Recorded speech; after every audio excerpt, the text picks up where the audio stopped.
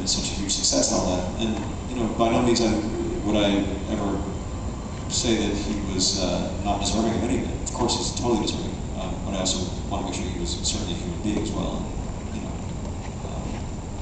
not a perfect human being, and he was really a very special and incredibly talented, wonderful human being. But again, this is part of the history that probably many of you know. But you know, that Peasants Feast took place the night before rehearsal, and we had our first day rehearsal where again we started with Seasons of Love. There were 3 of us who went with the show from '94 to this new production. And once again, you could feel in the room the people sort of turning to each other and going, wow, this song, wow. I felt like I was kind of in on this secret, you know, when you know, well, everybody's had the experience where you like read a great book, or you see a great movie, and you bring it to someone, or you show it to someone, and you're like looking over to see if they're loving it as much as you do. Sometimes they disappoint you, sometimes most often they make you happy. Well, in this case, everybody was making us all happy. And Jonathan was right about Adam's voice, and it was just, it was clearly the show was better, you know, the lyrics to Rent, for instance, better.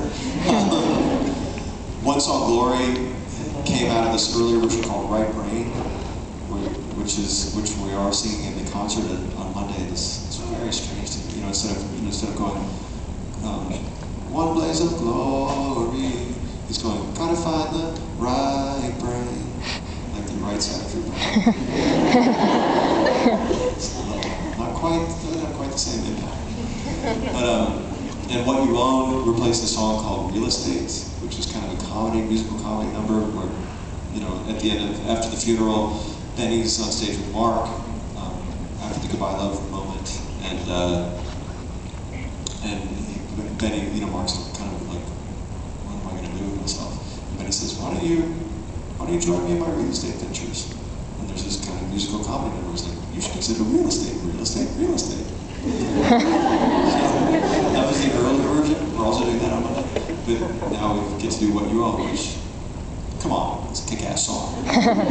So anyway, the show had taken these huge leaps, and the rehearsal process just continued to reiterate that fact to me.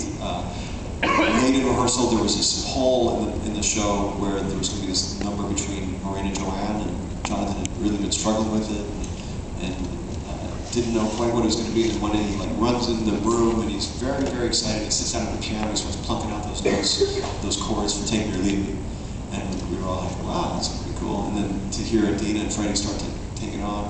So that wound up being the last song that Jonathan wrote.